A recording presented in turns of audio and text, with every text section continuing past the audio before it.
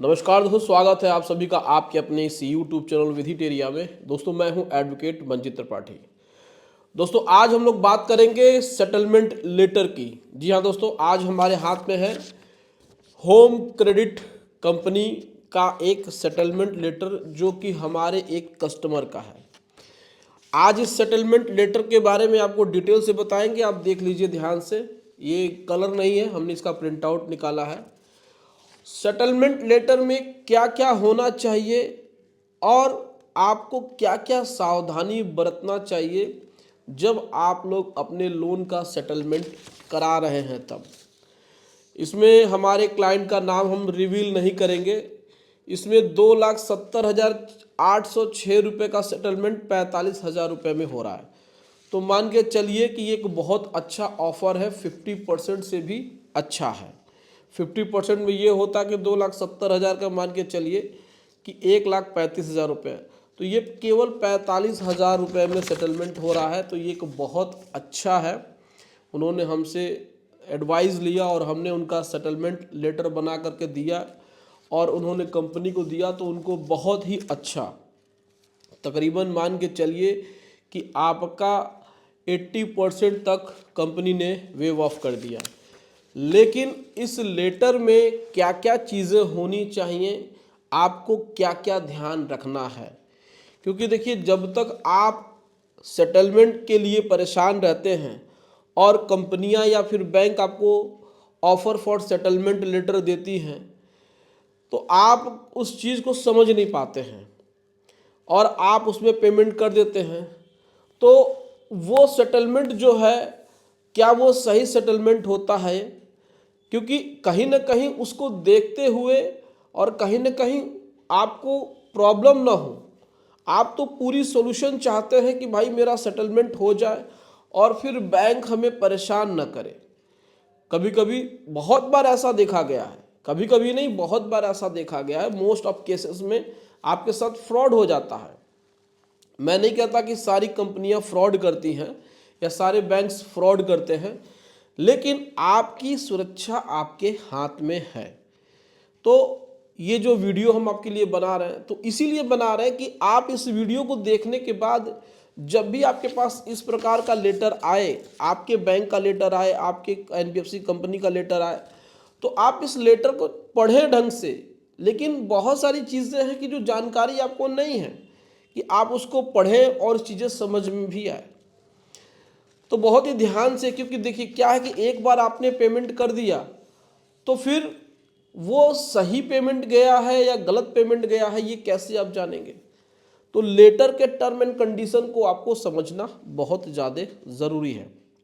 बहुत बार आपने देखा होगा, सुना होगा, बहुत लोगों ने अनुभव किया होगा कि उनके साथ फ्रॉड हो गया। आजकल फ्रॉड होना आम बात हो गया है।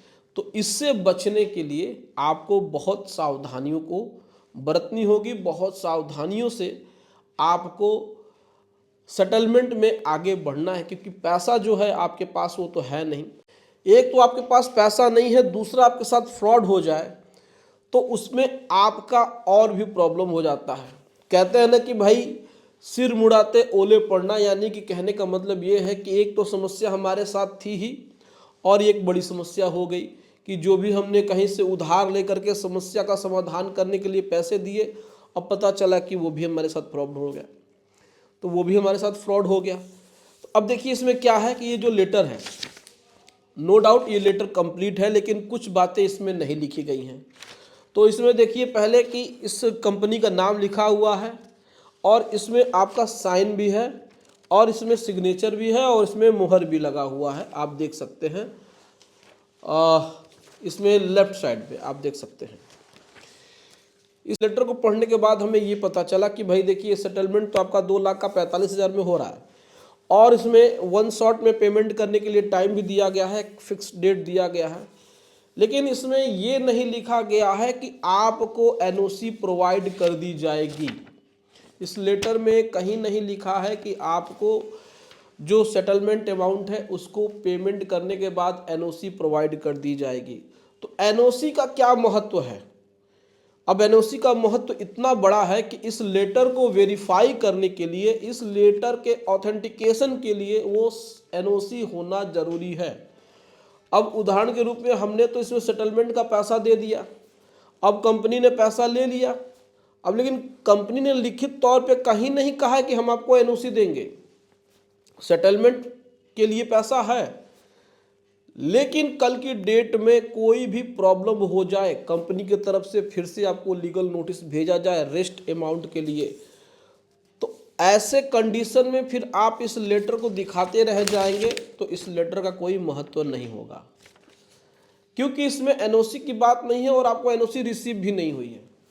जब कंपनी आपको एनओसी दे देती है लिख करके ईमेल के माध्यम से सॉफ्ट कॉपी पे, इसी तरीके से एग्जैक्ट सेम, जब उसका इस पर लोगो हो और उस पर सिग्नेचर्स और उस पर मुहर हो, तब जाकर के वो आपका एनओसी कंप्लीट होता है। एनओसी मिलने का मतलब ये होता है कि बैंक के द्वारा जो भी आपके साथ रिलेशनशिप है वो खत्म हो चुके हैं, भविष्य में आपको किसी प्रकार से हैरान परेशान और केस नहीं किया जाएगा।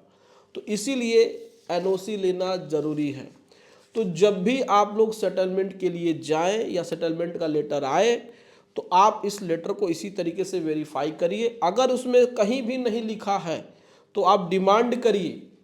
देखिए, पहले बैंक आपको मना करेगा कि नहीं हम एनओसी लिख कर नहीं देते हैं, तो आप उनसे कहिए कि ठीक है कि जो आप रिसीविंग लेंगे पेमेंट का, उसको आप हमारे मेल पे करिए, उस पर लिखिए पूरा का पूरा कोटेशन में कि आपको आज के बाद से बैंक परेशान नहीं करेगा, आज के बाद से कोई फर्दर लीगल एक्शन नहीं होगा और ना कोई रिकवरी आपके अगेंस्ट में इनिशिएट की जाएगी, किसी प्रकार से आपका और हमारे बीच में कोई भी वित्तीय लेन देन नहीं होगा, ना हमारा आपके ऊपर कोई भी दबाव होगा। तो ये सारी चीज़ें आपको एक डॉक्यूमेंटेशन करा के उनसे ऑथेंटिक रूप में लेना है।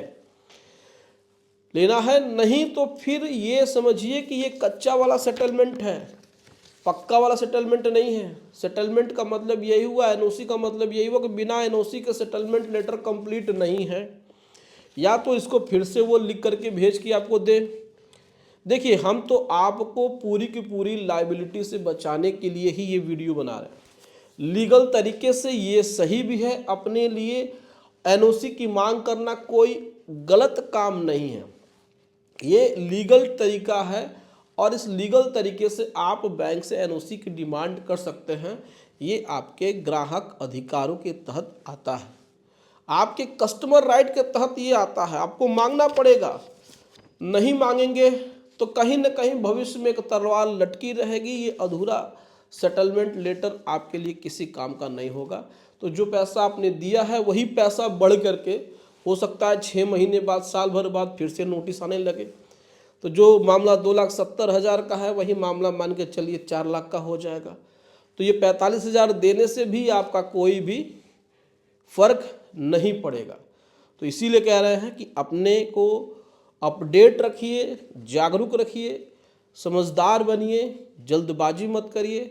इतना मत सोचिए कि बैंक ने आपको कोई शॉर्ट डेट दे दिया है तो उसमें पेमेंट करना ही जरूरी है, नहीं करेंगे तो बैंक हमसे नाराज हो जाएगा। तो बैंक आपका रिश्तेदार थोड़ी है, नाराज होने दीजिए, लेकिन आपकी सेफ्टी सबसे ज़्यादा ज़रूरी है।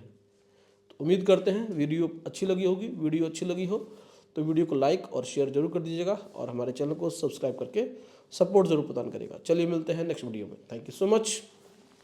जय हिंद दोस्तों।